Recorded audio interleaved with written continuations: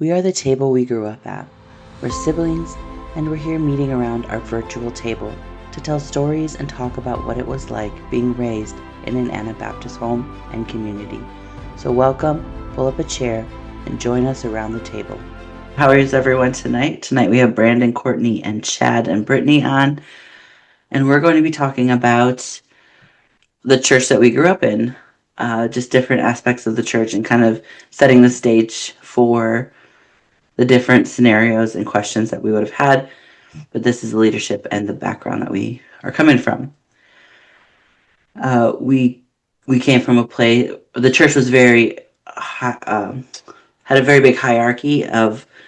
It was set up similar to some compared it to like Roman Catholics, where they had a bishop and then a minister and a deacon and what was the treasurer or something like that. So that was the structure of the ministry. Deacons would have been our treasurers. Okay. Yeah. Okay. So that was the ministry structure, and then the lay people were us, and in that hierarchy there was even levels of the lay people. So we had people that had the right family name, had the right amount of money, had the right connections. They were, top tier. You had the middle people who could get along with both sides. Then you had the bottom people who were poor and had no connections, and were thought to be kind of rebellious and not very good people. Like they were far from the Lord. That was kind of the attitude that a lot of people had. So we are coming at you from that bottom tier. That's where we fell in the hierarchy of. I think some of that in the bottom tier there would have been like they thought outside of what the box said that you should think. And so that's one of the reasons that we were labeled maybe rebellious, or, they don't listen very well, and they don't really fall into the right category because we didn't try to say the right things in front of the right people, or to I Boy, remember do we have one stories about story. that. You want to go into that one? Not right now. That's for a later date. Yeah. Okay. But things like Go ahead. things like I remember we had to make our own clothes, and they needed to be a certain way and a certain like fabric. But since you know, I wanted to be respectful, I guess, but like there was also a part of me that wanted to be pretty and didn't feel pretty. So I would put all kinds of ruffles and gathers and all sorts of things on my dresses, which always caused, the side eye. Yeah. Things like that, where it was like if you wanted to be a little bit different, you really did catch the side eye.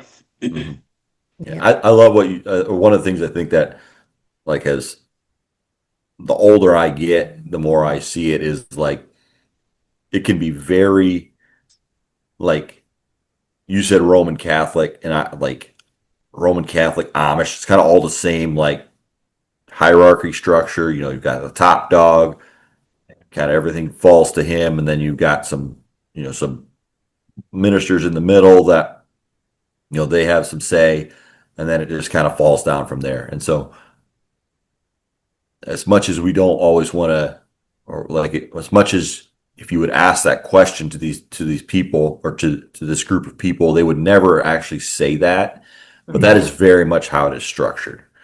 And so, yeah, like Brittany and Courtney were saying, like where you fall in that, and the lay people mattered, and the labels you got because of where you fell mattered a lot. Whether that was true, whether the label was true or not. Um, so yeah, what you got to do, like the things you got in trouble for or didn't get in trouble for, very much mattered on who you were.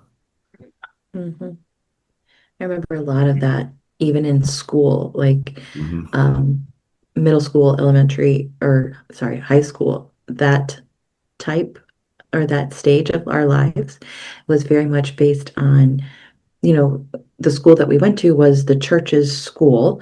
So, there was the exact same leadership, for the most part, that was at the church was also over the school.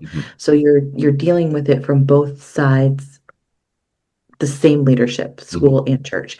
And then obviously we've all learned and have grown that whatever's at the top is going to trickle down to the bottom.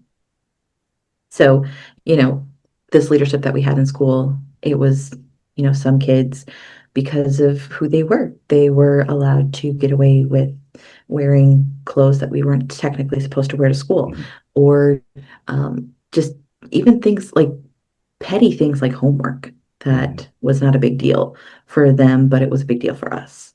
Or, things like seemed really they were really petty, honestly. They were just really petty. Those were some of the things that. One thing I find interesting about our specific situation is how part of it was so money driven. And like for people that are supposed to be simple, close to the land, right, Anabaptists, like it was really odd because like if you had any money struggles, without directly saying this, and sometimes almost directly saying this, like you had sin in your life. So God wasn't blessing you. Yep. And so like I don't think that's true for all like Anabaptist or like conservative cultures, but like that was very much a thing in our culture. Like right, if you made a lot of money, God was really blessing you and you were really a holy person. yes, Which was prosperity gospel. nonsense. Like, yeah, like it's like so liberal. Like it doesn't fit, but somehow it's made it work. Yeah. You could take anything. I mean, you can take any scripture, you can take any thing that you want, any standard that you set up for yourself, and twist it to justify it to what you want it to be. If that's the way you go. Yeah, it's so true, Brittany. I was just kind of thinking of, like I said, the hierarchy of things and just different scenarios that I remember that we would that we would get in trouble for. And like for me, I honestly, for the most part, I don't remember a lot of stuff. Like it was I was gotten good at just kind of blocking it out and moving on with it until I was old enough to leave. So like when you guys are talking about it, yeah, like there's things that pop back up, but for the most part, I don't remember certain scenarios. Like I think that's my memories of a lot of it. Yeah. Like Courtney, I think it was you that mentioned it. You talked about like not saying the right things. Yeah. And man, that got us into so much trouble. Yeah. Because I guess one of the things that we were taught as kids is that you're honest. Like that honesty is important, and that I was not going to lie we were never going to lie about something. And like it got us in trouble for not like this. We'd be sitting there in talking to leadership, and I mean I have specific stories of this. I can it's ridiculous. But like we are in the exact same situation. We were both, me and a couple other guys, like we had been doing the exact same thing. Like one of the things that was just like absolutely nuts or like was so bad or like was considered just like capital offense was movies. Like you did not watch movies. They were like straight from the devil. And like we would go to somebody's house and we'd watch a movie, and like there's 6 of us sitting there. And okay, so then it gets okay, now we got to go talk to the leadership because we're in trouble. So we go talk to the leadership. Well, the other 5 guys sit there and they don't necessarily lie, but they don't say anything. Yeah. So by omission, you lie. So who do you think got in trouble? You. Us. Yeah. Well, and it was like we knew that telling the truth at home would probably lessen the punishment. Like, so if we were in trouble at home and I had to tell the literally truth, just had this conversation with my 6-year-old we son. would it would lessen the punishment because we told the truth. Yeah. Like where and then but at church it was like the complete opposite. Yeah. It was Mhm. like Yeah. you tell the truth, you're going down. And I don't think like there was a lot of like you say that and that's true, but it lessened the punishment because not because you just because you were honest, but because mom and dad knew they could trust you. Right. And Yeah. like that's yeah. So like I don't want people to get the picture that you just tell the truth just and the punishment goes away. Like that's not Right. No. necessarily Right. But we how were it taught happened. to own up to our mistakes, to Correct. like be honest with what we did or what we said, where we were at. Yep. And it was really like I'm glad that I have those values now as an adult and as a Christian and a human being. Mhm. But like growing up, it got us in trouble. And Oh, so that what should be a core like Christ-centered like value, good job, like right? Like Yeah. really It got us. backfired backfired. Mhm. every time. Yeah. Every time. Well, I'm back to talking about like what Brandon. I think you mentioned something about the leadership would never say that they were that this was how things were set up. I remember so many times sitting around a table, whether it was Sunday school or just the youth group hanging out, and we would all be saying we'd talk about one subject. We'd all be sitting there talking, and like we'd walk away, and I was like, we all just agreed on that. But I know we don't agree. Like Yeah. I know we do Yep. things differently. I know we don't Yep. agree, but we all Mhm. just agreed, Yep. and it was so confusing to me. Yep. I never knew. It's like what in the Yeah. world? First of all, do you remember those crazy little Sunday school rooms we used to go sit in with those? Oh my, yes. I don't know why that just hit me, but yeah. But Ugly like, brown curtains. oh man, they're so ugly. Yeah. But to your point, Britt, like you would have a conversation on Saturday night with those same people, Mm. and it would be totally different than the conversation you had on Sunday morning In in the front school of classroom. leadership when it mattered or when the right people would hear it. Yep. Yeah, it was honestly so confusing, and I think that's why we had so many questions growing up because it was just constant confusion.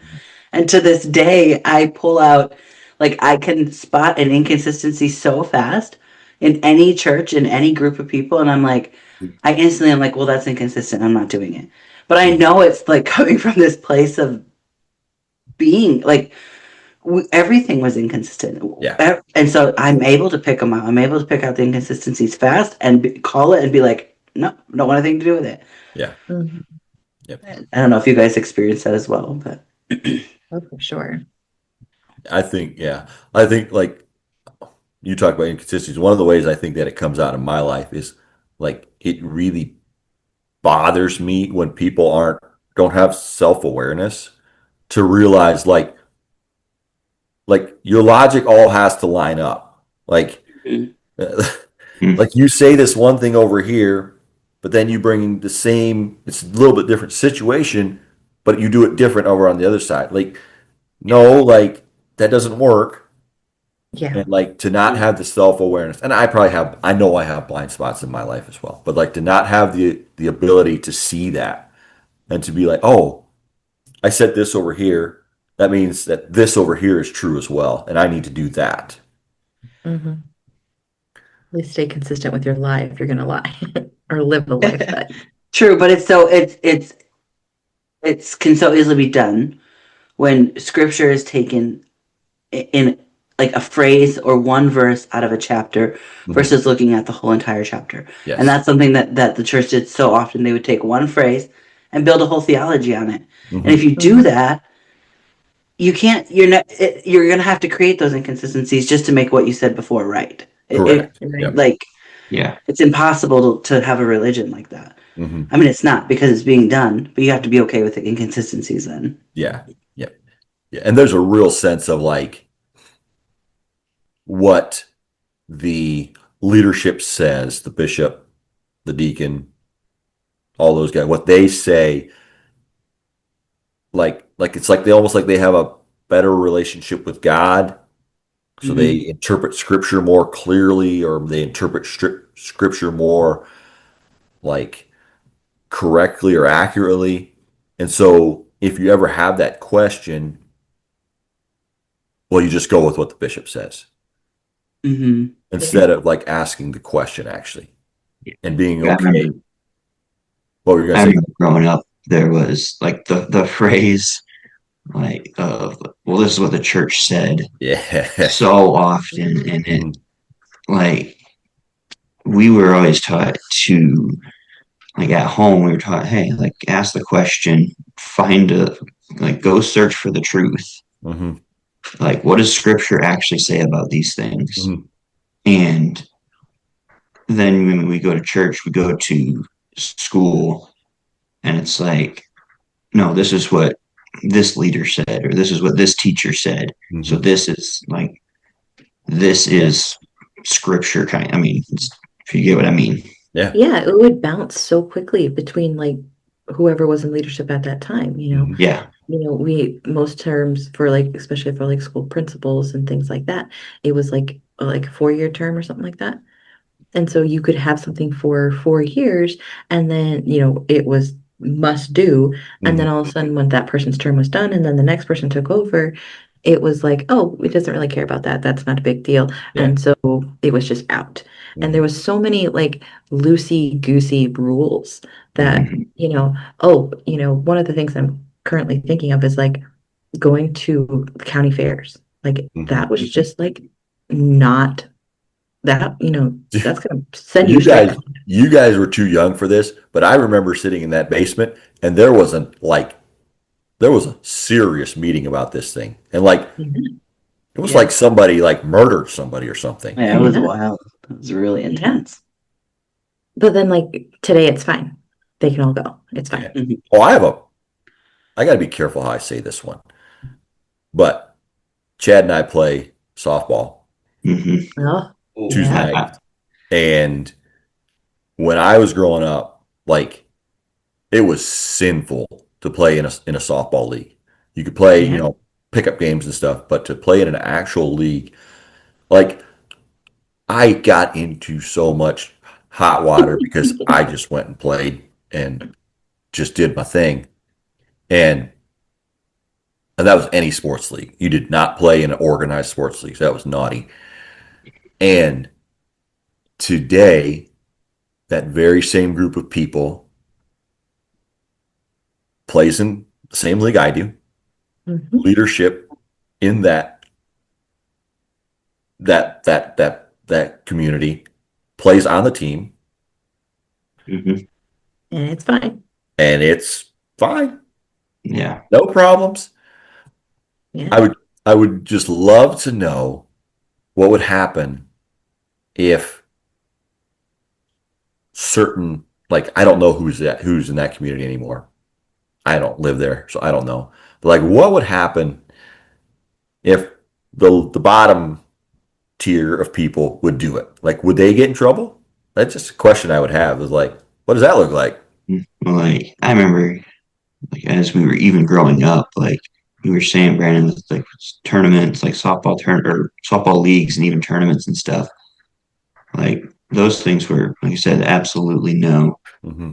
But then, like we would have guys that would do like bow shooting tournaments, Mm-hmm. and Yeah. I remember I was young when this happened, but I remember being like, that doesn't make any sense Mm-hmm. that I can't go play in a volleyball or softball tournament or a league, but it's Yep. fine for these guys to go shoot a bow. Yeah. But like that just goes into like even like the activities had hierarchies. Yeah. Like Yeah. hunting was a thing. Hunting, shooting, And bow, anything more gun. country Yeah, was godly. Yeah. yeah. Like Mm-hmm. those things were okay because I mean hunting you provide meat and Yeah. and like but yeah, I remember like I said, I was young and I remember being like, that doesn't make sense at all. Yeah. And that is things that got talked about like after church in while you're visiting with Yeah. people. Like, Mm-hmm. hey, how Tuesday night go at your bow shoot? Mm-hmm. And like we had a Mm-hmm. couple guys in church that were really good and they won all the time. Yeah. Like Yeah. it was, like Chad said, it blows your mind because These were but it's leadership's kids that are winning too. that's the thing. But it's also like this, like you had a hierarchy of activities, but it was like Courtney talked about what was important to one leader might not be important to the next. So it had no scriptural basis. Right. It was Yeah. simply Well, reference coming down from the top. Yep. even how, like, when you think about how our leadership was put into place, Yeah. to me, I don't understand it. Like, I don't understand the calling. Like, We need there's to no do a calling. podcast on that. We need to do an episode on that. We will. We'll Yeah. definitely do an episode on ordination and like what it takes to become a pastor or a leader, a bishop in the Anabaptist world. To me, There's I've some never hope. been able to find a lot of scripture based on how we do it. Yeah. But yeah, it's crazy. So it makes sense that we would be confused as to why why one leader says one thing and it's okay, and then the next leader says another thing and it's okay. Yeah. It makes sense that we're confused. Yep. Yeah. Yeah. Yeah. I don't know. I obviously things can change. Like people grow, people evolve, and hopefully that's what's happening. Like I look at that community and I hope that's what's happening. I hope that things are actually being done more scripturally. So like, okay, that's actually not in the Bible. Like the softball tournament thing's okay. Like, I hope that's what's happening. I hope it's not just who's in leadership now is fine with it. But that is definitely a hole or a flaw I see in a lot of conservative Anabaptists.